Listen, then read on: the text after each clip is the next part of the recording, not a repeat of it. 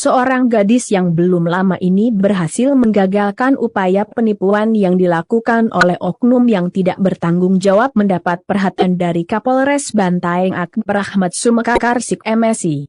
Ia adalah Yuni Kawahyuni, karyawan salah satu Alfamart di Kap Bantaeng, secara khusus diundang oleh Kapolres Bantaeng ke ruangan kerjanya di Polres Bantaeng, JLN Sungai Bialo Bantaeng, Rabu, 29 Desember 2021.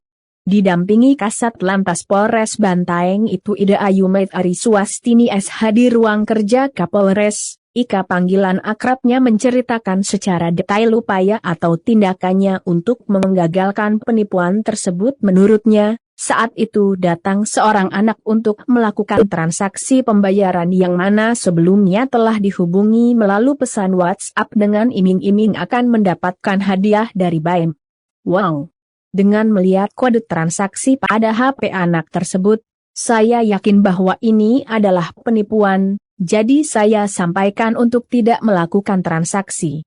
Oleh tindakannya tersebut, Kapolres Bantaeng mengucapkan terima kasih sekaligus memberikan penghargaan karena keberhasilannya membantu tugas kepolisian dalam menggagalkan tindakan pidana penipuan.